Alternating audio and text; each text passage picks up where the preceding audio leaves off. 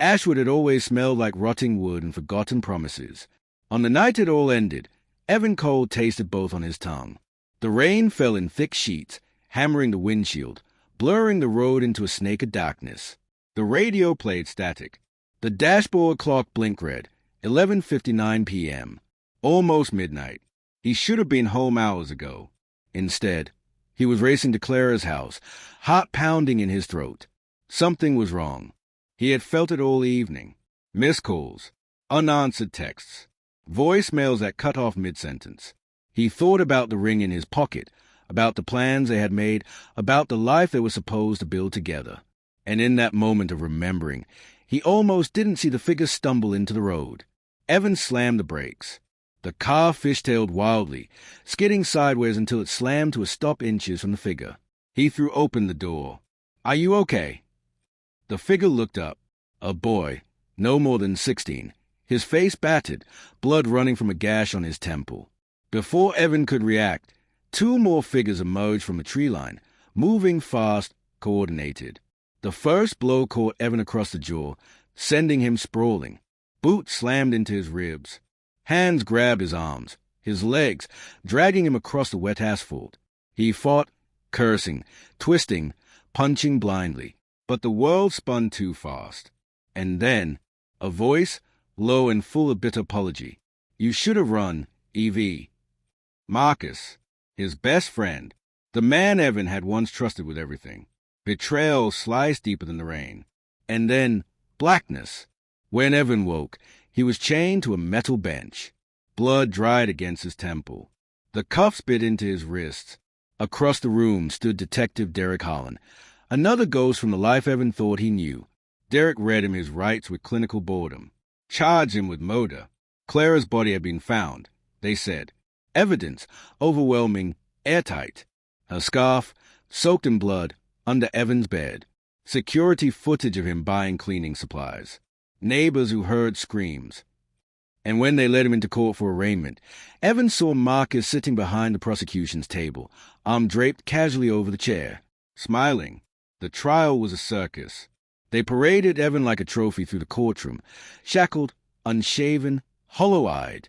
Reporters jostled for pictures. Gossip whispered through the pews. No defense could touch the story they built. Evan was controlling. Evan was jealous. Evan couldn't handle losing Clara, so he killed her. They brought Marcus to the stand first. Marcus wore a press suit, wore grief like a costume. He wept. He told them about the violent arguments he'd witnessed. He talked about how Evan changed after Clara's promotion, grew possessive. All eyes. Derek provided the evidence. Polished, seamless, a scarf, a bloody receipt, an apartment neighbor who overheard threats. The jury didn't need deliberation. They needed a scapegoat. 3 hours later, guilty, life without parole. The judge banged the gavel. And just like that, Evan Cole ceased to exist. 5. Prison, becoming stone. The walls of cell block D didn't echo. They swallowed sound. Concrete and metal and mildew wrapped around Evan's body like a second skin. The first month, he fought, filed motions, begged for appeals, screamed through bulletproof glass at anyone who would listen. No one listened. The second month, he stopped fighting. He stopped speaking altogether. Prison was a different country with different rules. Strength wasn't power. Patience was. He learned the art of invisibility. He watched. He listened. He became stone. By year 2, he forgot the sound of his own laughter. By year 5, he forgot the color of Clara's eyes. It came in the 10th year. A battered envelope, no return address. Inside, one photograph. A woman, shopping for groceries, laughing into her phone. Clara, alive, not buried, not dead, alive. The rage came roaring back, pure and volcanic, shattering 10 years of numbness. He traced the postmark, an anonymous tip from someone who had seen what he wasn't supposed to see. Clara wasn't just alive. She was thriving. New identity, new life, built on the ruins of his. Freedom came disguised as coincidence. A new construction project of the prison meant rotating guards, broken fences, distracted schedules. Evan bartered everything he had, cigarettes, information, loyalty, for one moment. One chance. It happened on a rainy Thursday.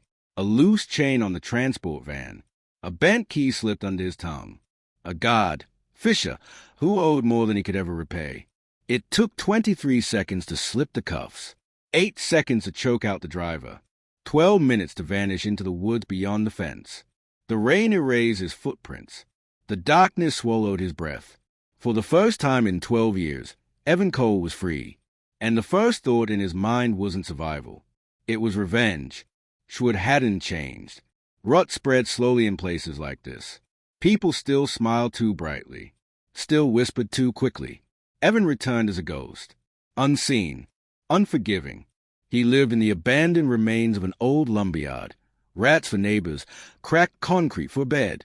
He stole burner phones from gas stations, scavenged clothes from donation bins, and every night he wrote a name on the wall, one letter at a time.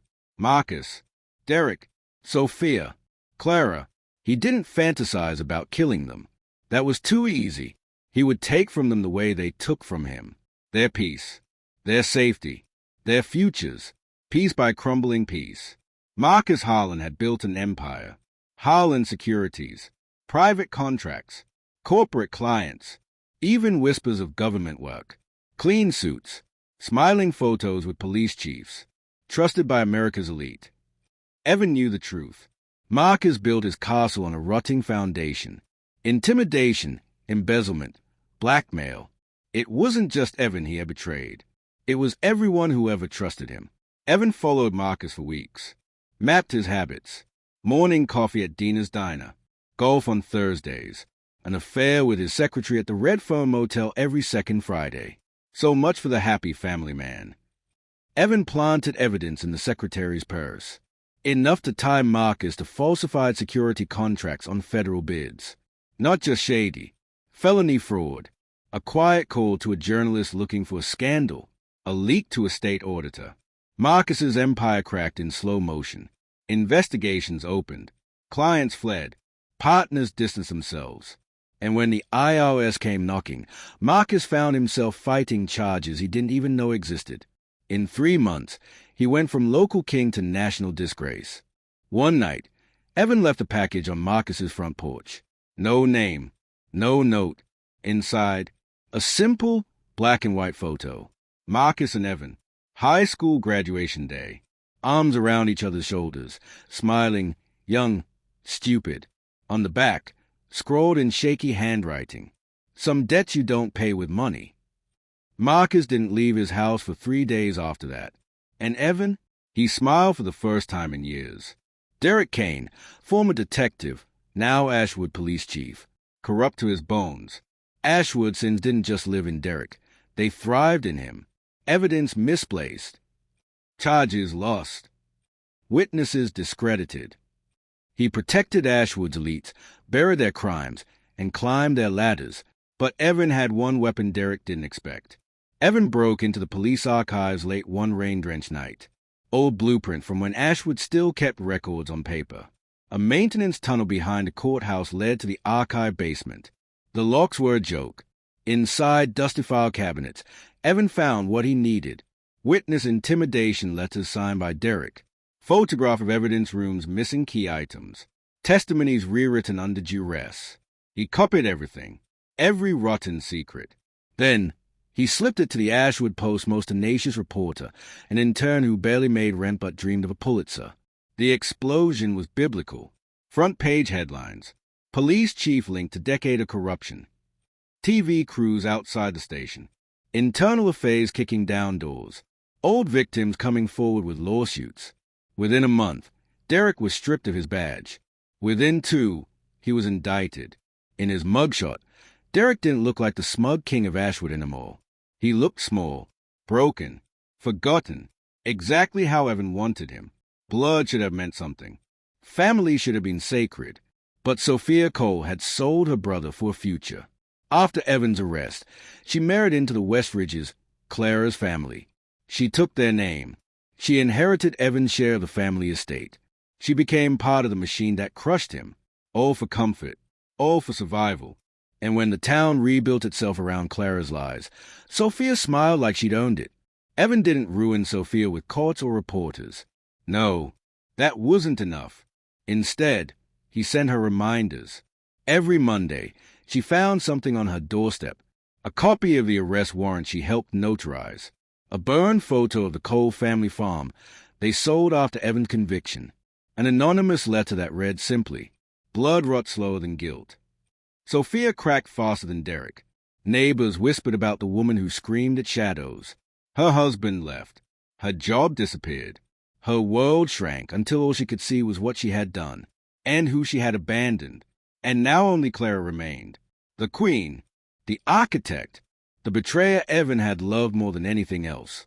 Tracking her wasn't easy. Clara had gone underground after Marcus and Derek fell. New names, new faces, new friends. But Evan had time. He followed the breadcrumbs. A lawyer's vacation in Belize. A real estate purchase under a shell company. A private island with no extradition treaties. Clara had built herself a new kingdom. She thought she was safe. She thought he was dead. Clara lived in Black Hollow now. Not the town. The estate. 20 private acres wrapped in electric fences, motion cameras, and thick forest. A fortress built from the blood and ashes of the people she betrayed. Evan scoped it for days. Mapped guard rotations. Studied blind spots in the surveillance. Timed the night patrols to the second.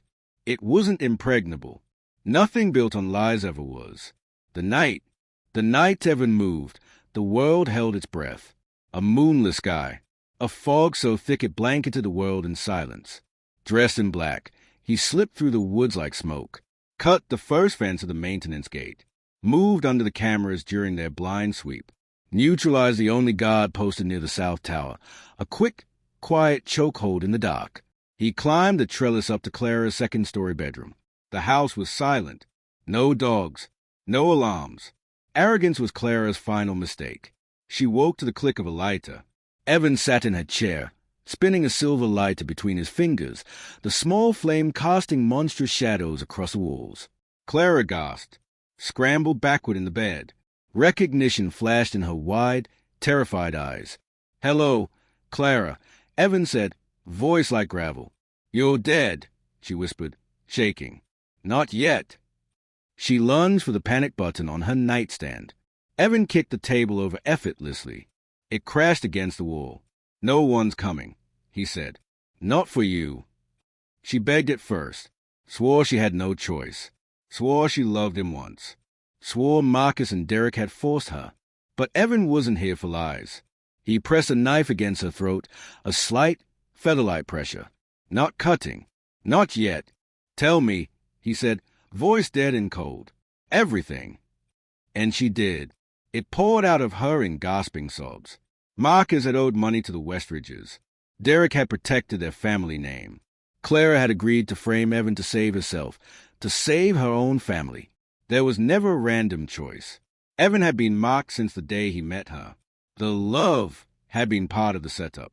A trap from the very beginning. Evan stood there, breathing hard, knife poised. Years of rage, betrayal, isolation, humiliation burning inside him like a second soul. He could end it now. A flick of the wrist. A river of blood. Justice in the oldest, purest form. But that would be too easy for Clara. Too fast. Too merciful. Instead, Evan stepped back. She stared at him, confused, trembling. "You don't get to die tonight," he said. He took the lighter from his pocket, tossed it onto the overturned nightstand. The flame caught instantly, licked across the carpet, up the bed frame. Smoke billowed. Clara screamed. Evan turned his back on her, walked calmly to the balcony. He jumped, rolled hard on the ground below, and vanished into the burning woods. Black Hollow burned for 9 hours. Fire crews couldn't save it. Clara Westridge's body was never found. Some said she escaped. Some said she died in the flames. Evan never checked. He didn't care. She was gone, buried under the weight of her own sins. Just like Marcus. Just like Derek. Just like Sophia. Ashwood rotted from the inside out in the years that followed. The Westridge Empire collapsed. Newspapers dug up old crimes. Documentaries exposed decades of hidden corruption. No one rebuilt the town. It wasn't worth saving. Evan disappeared. He became another ghost. Some said he died overseas. Some said he lived in the mountains. Some said he walked the country alone, a silent witness to every injustice he recognized in the faces of other broken souls. But every year, on the anniversary of Black Hollow's burning, someone left a candle at the ruins. No name, no message, just a single candle burning against the night. A reminder, a warning, a promise. You can erase a man's life. You can bury his name. But if you leave him breathing, he will remember, and he will return. The months following Evan's escape weren't spent hiding. They were spent hunting. He didn't sleep in one place twice. Didn't use the same burner phone longer than 2 weeks. Paid in cash. Moved at night. He studied Marcus first. Not just where he lived, but who he was now. He stalked him for weeks. Learned the routes Marcus used to drop off his kids. Watched the way he laughed too loud at client dinners. So the twitch in Marcus's jaw whenever someone mentioned Evan's case, a crack forming under the weight of guilt. But guilt wasn't enough. Evan didn't want guilt. He wanted collapse. Marcus's collapse expanded. Marcus's downfall wasn't loud. It was death by 1,000 cuts. Every night for 2 weeks, Evan broke into Marcus's digital life. Planted whispers in corporate emails about misused funds. Altered financial ledgers just enough to trigger an IRS audit. Left a single photo from their childhood tucked into Marcus's glove compartment, a memory turned into a weapon. Marcus started drinking heavier. His wife noticed first. She moved the kids to her mother's house after Marcus punched a hole through their living room wall. The security firm faltered next, clients pulling contracts under a blizzard of bad press. Marcus tried to hold on, but Evan was patient. By the end of 6 months, Marcus was jobless, bankrupt, publicly disgraced. The final stroke came on a Sunday. Marcus's house foreclosed. Marcus himself arrested after a drunken public breakdown at a strip mall. They dragged him away screaming at ghosts only he could see. Evan watched from the shadows, silent, unseen. Derek Kane didn't fall easy. A lifetime of cover-ups had taught him to sniff out threats early. Evan had to move differently. He didn't break Derek with evidence. He broke him with fear. It started small. Anonymous texts at 2 a.m. Dead rats left on Derek's doorstep. His wife's favorite jewelry missing, replaced by a rusted old police badge. He tapped into Derek's paranoia, poisoned it. Derek bought security systems. More guns. More pills. Evan hacked the security feeds. Sent Derek edited footage showing his own face flickering behind glass doors. Each night, Derek drank more. Each morning, he aged another year. Derek's public humiliation. Evan made sure Derek's unraveling was visible. One afternoon, at a police fundraiser, Derek snapped. He grabbed a reporter by the throat, accusing her of being one of them. The video went viral within hours. Investigation. Firing. Indictment. Divorce. Within a year, Derek lived alone in a roach-infested motel, drinking himself into oblivion, paranoid about every knock at the door. Sophia thought distance would protect her. She was wrong. Evan didn't need to touch her life physically. He let guilt do the work. He made sure betrayal was known. Anonymous letters sent to her neighbors. Did you know she sold out her brother for money? Copies of old bank records mailed to her boss. Photos of her with the Westridge clan tucked into her kid's school locker. Isolation crept into Sophia's life like mold. Friends stopped visiting. Co-workers whispered behind her back. Her husband, confused and angry, demanded explanations she couldn't give. She spiraled.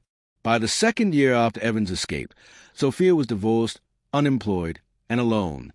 Exactly as Evan intended. Clara was smarter than Marcus, more careful than Derek, less vulnerable than Sophia. She didn't leave easy trails. No phone numbers, no social media, no paper trail. But Evan had time and patience. He started with the people she left behind. A crooked notary in Richmond who helped change her identity, found dead of an overdose. A real estate agent in Belize who lost her villa paperwork, disappeared during a hurricane. A tax attorney who buried her assets, caught fleeing to Argentina with stolen client funds. Each one marked a point on the invisible map Clara tried to hide inside. And at the center of it all, Evan found it. Black Hollow. 20 acres of private land along the New England coast, bought under Shell Corporation with Westridge blood money. A fortress. Perfect for hiding. Perfect for dying. Evan didn't rush the approach. He spent 6 months planning the breach. Bribed a construction worker who helped renovate the property to get blueprints. Studied drone footage purchased from bored real estate hobbyists. Monitored shipping routes for supply trucks. Analyzed emergency response times. The nearest police station was 27 minutes away. He studied Clara's routines through stolen security footage. Morning runs along the cliff path. Evening swims in the heated pool. Late-night phone calls that ended with whispered arguments and broken glasses. She wasn't hiding well anymore. She was unraveling. Afraid. Exactly where he wanted her. The night Evan struck, the fog rolled in thick and low. A gift from the Atlantic. He breached the outer fence with industrial wire cutters. Neutralized the guard dogs with poison bait days earlier. No barking alarms. Scaled the western wall with a stolen grappling hook. The security cameras had a 5-second blind spot between sweeps. 5 seconds was an eternity for a man who survived death once already. He ghosted through the hedges, past the guest houses, up the stone terrace, and paused, watching, waiting, calculating. Through the second-story window, he saw her, Clara, alive, still beautiful, still poisonous, laughing into a wine glass, entertaining guests. As if she hadn't murdered the boy who once believed in her, Evan watched her for an hour before moving, long enough for every cell in his body to rage against the betrayal. Not just anger, a deeper sickness, a rot he could taste in the back of his throat. This wasn't about revenge anymore. It wasn't about justice. It was about truth. And the truth was simple. Clara would never feel what Evan had felt, unless he made her Dottie entered her bedroom without a sound. Waited behind the heavy velvet drapes for the guests to leave, for Clara to stumble up the stairs, drunk and unguarded. When she did, Evan emerged from the shadows like a second nightmare. Before she could scream, he pressed a blade against her throat, not cutting, but commanding, forced her into a chair, tied her wrist behind the backrest with rough rope, duct taped her ankles to legs. Then he sat across from her, silent, staring, letting the weight of 12 years fall between them. Clara broke first. She always broke first. "Please, Evan, you have to believe me," she whispered, tears streaking her mascara. "It wasn't supposed to go that far. Marcus, Derek, they were going to ruin me too if I didn't help." Evan said nothing. "I loved you," she screamed. "I loved you." Still, he said nothing. He let her drown in her own noise. Let the truth choke her. He slid a battered photograph across the floor toward her. A picture of his booking mugshot. Eyes blackened. Lips split. Hope gone. Her doing. Her masterpiece. Clara sobbed. "Please, Evan, please." He knelt beside her, whispered in her ear, "No one's coming to save you." And he meant it. The hours dragged. Evan didn't speak. Didn't move. He simply sat in the darkened corner of the room, watching Clara slowly lose herself. At first, she begged, pleaded, cried, screamed. Her voice grew hoarse, her sobs guttural and ugly. She pulled against the rope until her wrists bled, kicked until her ankles bruised. No one came. Not the private security team she thought would protect her. Not the friends she charmed with champagne and false smiles. No one. Because Evan had already neutralized them all, one by one, quietly, efficiently, leaving Clara to rot in her own guilt and terror. When dawn cracked the sky into bleeding pinks and oranges, Evan moved. He stood slowly, towering over the shell of the woman who had once pretended to love him. He didn't gloat, didn't smile. He simply pulled a small glass bottle from his jacket pocket. Gasoline. He doused the velvet curtains first. The antique bookshelves. The hand-woven Persian rugs. Clara watched, shuddering, wide-eyed, gagged now with a strip of her own bedsheet. Her body screamed with terror, even as her mouth stayed silent. When the house was soaked in enough accelerant to reek of death, Evan lit a single match. He held it between 2 fingers, watched it dance, and then he tossed it onto the drenched curtains. The fire caught instantly, like the truth, When finally ignited, it consumed everything it touched. Evan didn't look back at the flames.